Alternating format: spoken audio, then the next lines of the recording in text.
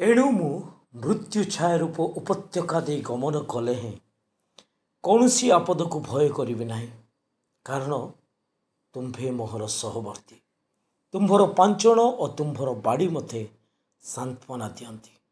ପ୍ରଭୁ ଏ ପଠିତ ବାକ୍ୟ ଦ୍ୱାରା ଆମ ସମସ୍ତଙ୍କୁ ଆଶୀର୍ବାଦ କରନ୍ତୁ। ଏଠାରେ ଆମେ ଗୀତ ସଂହିତା 23 ଅଧ୍ୟାୟ ଯେତେବେଳେ ଦାଉଦଙ୍କର ରଚିତ ଗୀତ ପାଠ କଲୁ, ଏଠାରେ ଆମେ ଦେଖୁ ଯେ ଦାଉଦ ନିଜେ ଗୋଟିଏ ମେଷ ସାଜି ସେଇ ମେଷ ଯେତେବେଳେ ଉପତ୍ୟକା ଦେଇ ଗମନ କରେ, ସେହି ସମୟରେ ସେ ମେଷ ଭୟ ନ କରିବା ବିଷୟକୁ ଏଠାରେ ସେ ଉଲ୍ଲେଖ କରୁଛନ୍ତି। ଆଉ ଏଭଳିକି ମୃତ୍ୟୁର ଛାୟା ରୂପ ଉପତ୍ୟକା ଦେଇ ମୁଁ ଯଦି ଗମନ କରିବି, ମୁଁ କୌଣସି ଆପଦକୁ ଭୟ କରିବି ନାହିଁ ବୋଲି ଦାଉଦ କହୁଅଛନ୍ତି। କୌଣସି ଆପଦ, ଗୋଟିଏ ନାହିଁ, ଦୁଇଟା ନାହିଁ, କୌଣସି ଆପଦ, ବଡ଼ ହେଉ ସାନ ହେଉ, ଯେକୌଣସି ପରିସ୍ଥିତିର ସେ ବିପଦ ବା ଆପଦ ହେଉ, ମୁଁ ଭୟ କରିବି ନାହିଁ ବୋଲି ମେଷ କହୁଥିବ। କାହିଁକି? ତାର କାରଣ ତୁମ୍ଭେ ମୋହର ସହବର୍ତ୍ତୀ, ତୁମ୍ଭର ପାଞ୍ଚଣ ଓ ତୁମ୍ଭର ବାଡ଼ି ମୋତେ ସାନ୍ତ୍ୱନା ଦିଅନ୍ତି। ତୁମ୍ଭେ ମୋହର ସହବର୍ତ୍ତୀ। ପ୍ରଭୁ ଯଦି ଆମମାନଙ୍କର ସହବର୍ତ୍ତୀ, ଆମମାନଙ୍କର ପାଳକ ଯଦି ଆମମାନଙ୍କର ସହବର୍ତ୍ତୀ, ତାହେଲେ ଆମେ କେବେ ବି କୌଣସି ଆପଦକୁ ଭୟ କରିବା ନାହିଁ। ଇଭେନ୍ ମୃତ୍ୟୁ ଛାୟା ଉପତ୍ୟକା ଦେଇ ଆମେ ଗମନ କଲା ଭଳି ପରିସ୍ଥିତି ଆସୁନା କାହିଁକି ଆମମାନଙ୍କ ଜୀବନରେ, ପ୍ରଭୁ ଆମମାନଙ୍କ ସହିତ ଅଛନ୍ତି। ସେ ସହବର୍ତ୍ତୀ, ତାଙ୍କର ନାମ ଇମାନୁଏଲ, ଅର୍ଥାତ୍ ସେଇ ନାମର ଅର୍ଥ ଆମ୍ଭମାନଙ୍କ ସହିତ ଈଶ୍ୱର। ତେବେ ପ୍ରଭୁ ଆମମାନଙ୍କ ସହିତ ରହିବା ପ୍ରଭୁ ଇମାନୁଏଲ, ପ୍ରଭୁ ଆମମାନଙ୍କ ସହିତ ଅଛନ୍ତି। ଆଉ ଏଠାରେ ଆମେ ଦେଖୁ ଯେ ଗୀତରଚକ ବି କହନ୍ତି ତୁମ୍ଭେ ମୋହର ସହବର୍ତ୍ତୀ ବୋଲି। ହଁ, ଆମମାନଙ୍କ ପ୍ରଭୁ ଆମମାନଙ୍କ ସହିତ ଅଛନ୍ତି। ଅନେକ ସମୟରେ ଆମେ ପ୍ରଭୁଙ୍କ ସହିତ ରହିନଥାଉ। ଅନେକ ସମୟରେ ଆମେ ବିଭିନ୍ନ ମାଧ୍ୟମ ଦେଇ ପ୍ରଭୁଙ୍କୁ ଦୁଃଖ ଦେଇଥାଉ। ବିଭିନ୍ନ ପାପ, ଆମମାନଙ୍କର ଶାରୀରିକ ଅଭିଳାଷ ଆଉ ଅନେକ ସମସ୍ୟାର ବଶବର୍ତ୍ତୀ ହୋଇ ଆମେ ପ୍ରଭୁଙ୍କ ଠାରୁ ଦୂରକୁ ଚାଲି ଯାଉଥାଉ। କିନ୍ତୁ ପ୍ରଭୁ ଜାଣିଥାନ୍ତି କି ପ୍ରକାର ସେ ପୁନର୍ବାର ଆମମାନଙ୍କୁ ତାହାଙ୍କର ନିକଟକୁ ଆଣିଥାନ୍ତି।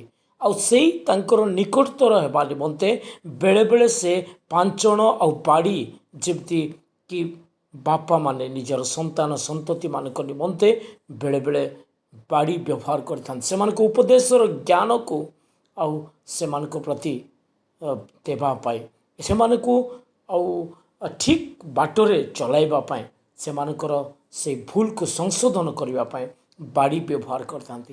ଠିକ୍ ତଦ୍ରୂପ ଏଠାରେ ଆମେ ଦେଖୁ ଯେ ତୁମ୍ଭର ପାଞ୍ଚଣ ଓ ତୁମ୍ଭର ବାଡ଼ି ମୋତେ ଦଣ୍ଡ ଦିଏ ବୋଲି ଲେଖାଯାଏ ନାହିଁ, ମୋତେ ସାନ୍ତ୍ୱନା ଦିଏ। କାରଣ ସେଇ ପାଞ୍ଚଣ ଆଉ ବାଡ଼ିର ସେଇ ପ୍ରହାରଟା ଆମମାନଙ୍କୁ ଯଦ୍ୟପି କଷ୍ଟ ଲାଗେ, କିନ୍ତୁ ତାହା ଆମମାନଙ୍କର ଉତ୍ତମ ନିମନ୍ତେ ସାନ୍ତ୍ୱନାଦାୟକ ଅଟେ, ଆମମାନଙ୍କୁ ସଂଶୋଧନ କରିବା ନିମନ୍ତେ ସାନ୍ତ୍ୱନାଦାୟକ ଅଟେ। ହଁ ପ୍ରିୟମାନେ, ଅନେକ ସମୟରେ ଯେପରି ଗୀତରଚକ କହନ୍ତି ମୋର ପାଳକ ବାଡ଼ି ଦ୍ୱାରା ମୋତେ ସାନ୍ତ୍ୱନା ଦିଅନ୍ତି। ଯେତେବେଳେ ଗୋଟିଏ ମେଷ ଅବାଟରେ ଚାଲିଯାଏ, ଗୋଟିଏ ମେଷ ଯଦି ଠିକ୍ ଚାଲୁନାହିଁ, ତାହେଲେ ପଛପଟରୁ ସେ ତା ମେଷ ପାଳକ କି ପ୍ରକାର ବାଡ଼ି ଆଉ ସେ ପାଞ୍ଚଣ, ପାଞ୍ଚଣ କହିଲେ ସେଇ ବାଡ଼ିର ଅଗ୍ରଭାଗରେ ଗୋଟିଏ ମୁନିଆ କଣ୍ଟା ଥିବ। ଆଉ ସେଇ କଣ୍ଟା ଯେ ମେଷ ଲୋମକୁ ଭେଦ କରି ତାର ଶରୀରରେ ଯାଇ ଆଘାତ ଦେଇଥାଏ, ଯଦ୍ୱାରା ସେ ଆଗକୁ ଚାଲିଥାଏ, ଯଦ୍ୱାରା ସେ ଭୟ କରିଥାଏ ଆଉ ତାର ମାଲିକ ଠାରୁ ସେ ବାଧ୍ୟ ହୋଇଥାଏ ଏଇ ବିଷୟ। ତେଣୁ ଏଇ ବିଷୟ ବିଶ୍ୱାସୀ ଜୀବନରେ ମଧ୍ୟ, ଆମମାନଙ୍କର ଜୀବନରେ ମଧ୍ୟ ଆସିଥାଏ। ଅନେକ ସମୟରେ ପ୍ରଭୁ ଆମମାନଙ୍କୁ ଶୁଦ୍ଧ କରିବା ପାଇଁ ବେଳେବେଳେ ଜ୍ୱର, କଷ୍ଟ, ବେଳେବେଳେ ଅନେକ ପ୍ରକାର ବିଷୟ ଦେଇ ଆମମାନଙ୍କୁ ଯିବାକୁ ପଡ଼ିଥାଏ। ତେଣୁକରି ତାହା ହିଁ ଆମମାନଙ୍କର ପାଞ୍ଚଣ ଆଉ ବାଡ଼ି ସଦୃଶ ହୋଇଥାଏ, ଆଉ ତାହା ଆମମାନଙ୍କର ସାନ୍ତ୍ୱନାଦାୟକ ହୋଇଥାଏ। ତେଣୁକରି ପ୍ରିୟମାନେ, ଗୀତରଚକଙ୍କ ସଦୃଶ୍ୟ ଏହି ବାକ୍ୟ ପ୍ରକାରେ ଆମମାନେ କେବେ ମଧ୍ୟ ଭୟ କରିବା ନାହିଁ। ଆମମାନଙ୍କର ମୃତ୍ୟୁ ଆମମାନଙ୍କ ସହିତ ଯଦି ବା ଛାୟା ଭଳି ମୃତ୍ୟୁର ଉପସ୍ଥିତି ଅଛି, ଯଦ୍ୟପି ସେ ପରିସ୍ଥିତି ଦେଇ ଆମେ ଯାଉଛୁ, ତଥାପି ଆମେ ଭୟ କରିବା ନାହିଁ। କୌଣସି ଆପଦକୁ ଆମେ ଭୟ କରିବା ନାହିଁ। କାହିଁକି?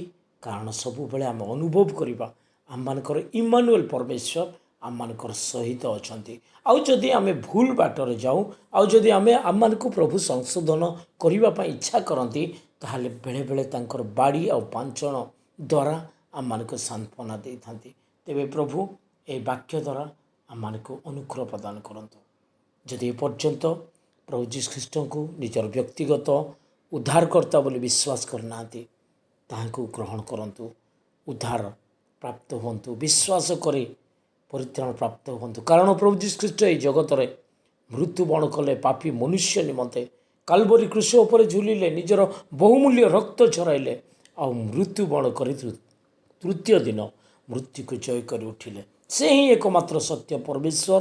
ଏହି ଜଗତରେ ମନ୍ଦ ତା ପରିପୂର୍ଣ୍ଣ ଏହି ଜଗତରେ ଯଦି ଶାନ୍ତି, ସାନ୍ତ୍ୱନା, ଆନନ୍ଦ ପ୍ରାପ୍ତ ହେବାର ଅଛି, ପ୍ରଭୁଙ୍କର ଠାରୁ କ୍ଷମା ପ୍ରାପ୍ତ ହୋଇ, ପରିତ୍ରାଣ ପ୍ରାପ୍ତ ହୋଇ ଏ ମନ୍ଦ ଜଗତରେ ଭରସା ଦ୍ୱାରା ଆଗକୁ ବଢ଼ନ୍ତୁ। ପ୍ରଭୁଙ୍କର ବାକ୍ୟର ସତ୍ୟତାରେ ଆଗକୁ ବଢ଼ନ୍ତୁ। ପ୍ରଭୁଙ୍କର ବାକ୍ୟର ବିଶ୍ୱାସରେ ଆଗକୁ ବଢ଼ନ୍ତୁ। ପ୍ରଭୁ ଆପଣଙ୍କୁ ଆଶୀର୍ବାଦ କରିବେ। ଏହି ବାକ୍ୟ ଦ୍ୱାରା ପ୍ରଭୁ ଗୌରବ ପାଆନ୍ତୁ। ଯଦି ଏପର୍ଯ୍ୟନ୍ତ ମୋର ଏହି ୟୁଟ୍ୟୁବ୍ ଚ୍ୟାନେଲ୍ରେ ସବସ୍କ୍ରାଇବ୍ କରିନାହାନ୍ତି ଏହି ଚ୍ୟାନେଲ୍କୁ, ତାହେଲେ ସବସ୍କ୍ରାଇବ୍ କରନ୍ତୁ। ଯଦି ଭଲ ଲାଗିଲା ତାହେଲେ ଲାଇକ୍ କରି ଅନ୍ୟମାନଙ୍କୁ ମଧ୍ୟ ସେୟାର କରି ଏହି ସତ୍ୟତାରେ ସାମିଲ କରନ୍ତୁ। ପ୍ରଭୁ ଆମ ସମସ୍ତଙ୍କୁ ଆଶୀର୍ବାଦ କରନ୍ତୁ। ଧନ୍ୟବାଦ।